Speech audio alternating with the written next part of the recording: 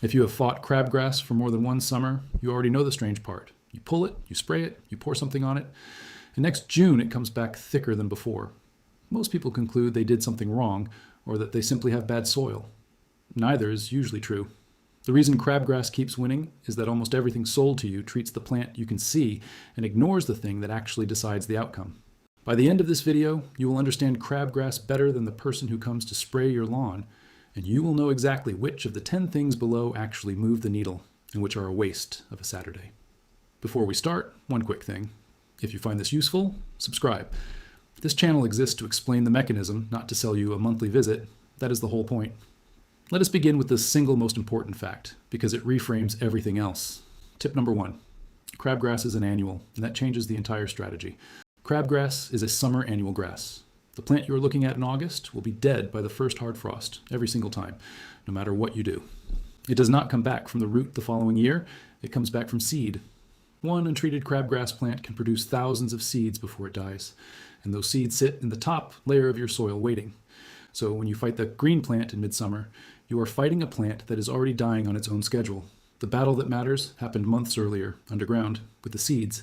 This is why people who only attack visible crabgrass feel like they are running on a treadmill. They are. They are fighting the wrong stage. Tip number 2. The whole war is won or lost on soil temperature, not on the calendar.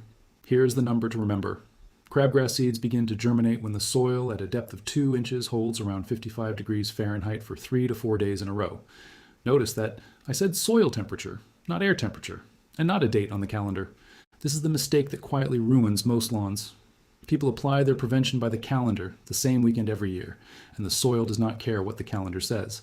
A warm spring can push germination weeks early. A cold one delays it. Land-grant universities across the country, from Penn State to North Carolina State to Texas A&M, all land on this same 55-degree trigger. A cheap soil thermometer pushed 2 inches into the ground tells you more than any date your neighbor swears by.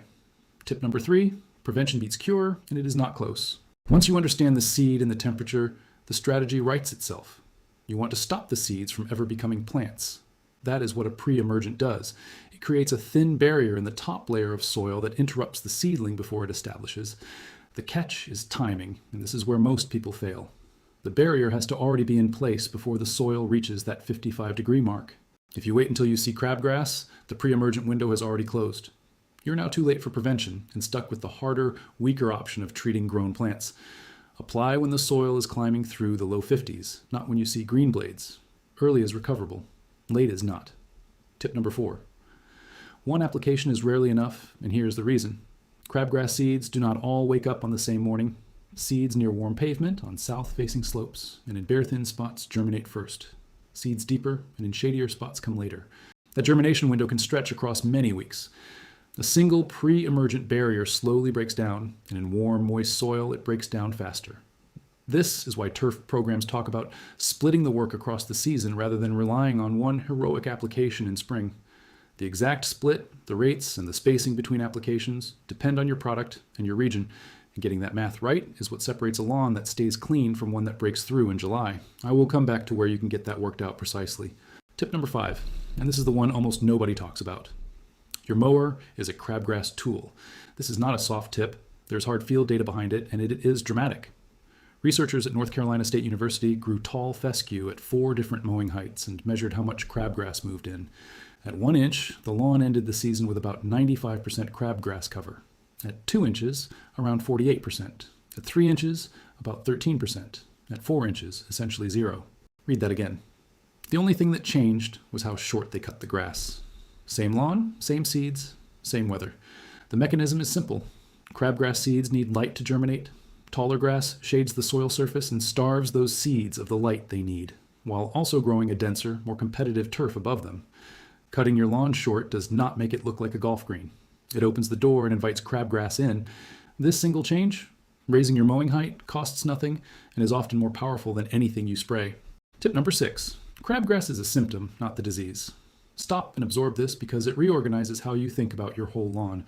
Crabgrass colonizes weakness. It moves into thin spots, bare patches, compacted soil, and areas scalped too short. It is an opportunist. A thick, dense, healthy stand of turf simply does not leave it room or light to establish. Every extension service in the country says the same thing in the same words. The best long-term crabgrass control is a dense, healthy lawn. So when you see crabgrass, do not only ask, how do I kill this? Ask, why was this spot weak enough to let it in? Usually the answer is one of a few things. The grass was cut too short. The soil is compacted. That strip bakes next to the driveway. Or the lawn was thin from the start.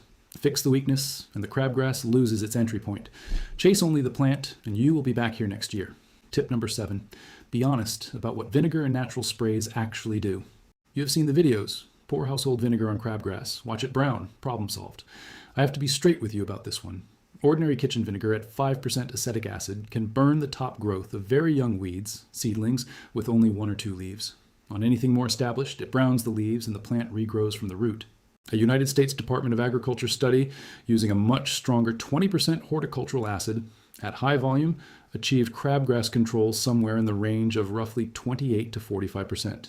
That is real, but it is partial. It is not the 90% the headlines imply, and 20% acid is caustic enough to demand eye and skin protection. So vinegar has a legitimate, narrow role.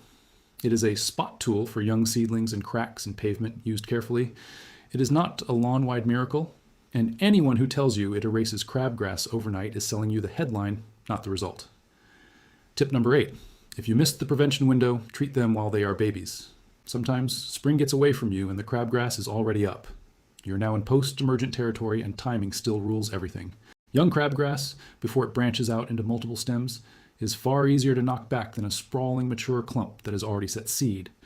The older and larger the plant, the more it resists, and the more likely it has already dropped next year's seeds into your soil. So if you are going to treat existing plants, do it early and do it while they are small. Walk your bare spots, your south-facing slopes, and the edges along sidewalks first, because that is where it always shows up first. A mature clump in late summer is mostly a lost cause for this year. Your energy is better spent making sure it does not seed for next year. Tip number 9, overseeding is prevention disguised as planting. Remember tip 6, crabgrass needs an opening. The most permanent way to close every opening is to fill it with grass you actually want. Overseeding thin and bare areas in the right season for your grass type builds the dense canopy that shades out crabgrass seeds before they ever start. There's a timing conflict to know about. Most pre-emergent barriers also stop your desirable grass seed from sprouting, so you cannot lay both down in the same window. The order, the season, and the seeding rate have to be coordinated, and that coordination depends on your specific grass and climate. This is one of the 3 things I want to make sure you get exactly right, so I have set them aside for the end. Tip number 10, stop thinking in one season, think in the seed bank. Here is the mindset that finally ends the cycle. Your soil holds a bank of crabgrass seeds deposited by every plant you let go to seed in past summers. Every plant you stop from seeding this year is a withdrawal from that bank that pays you back next year. Every plant you let mature and seed is a deposit that costs you next June.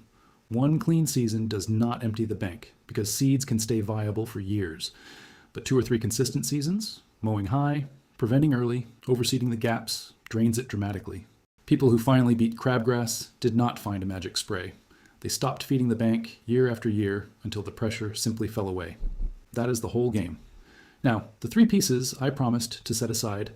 There are 3 things this video deliberately did not give you the exact numbers for, because they change with your grass type and your climate, and a wrong number does more harm than none. First, the precise soil temperature calendar and split application schedule for your specific climate zone, so your pre-emergent barrier is always down before germination and never wears off mid-season. Second, the exact overseeding sequence and seeding density that lets you build thick turf and run prevention without the 2 canceling each other out. Third, the spot treatment recipe and concentration for young seedlings that actually works, with the safety steps, instead of the version that just browns leaves for a week. I put all 3, worked out by region and grass type, into the complete guide. The link is the first one in the description and pinned in the top comment.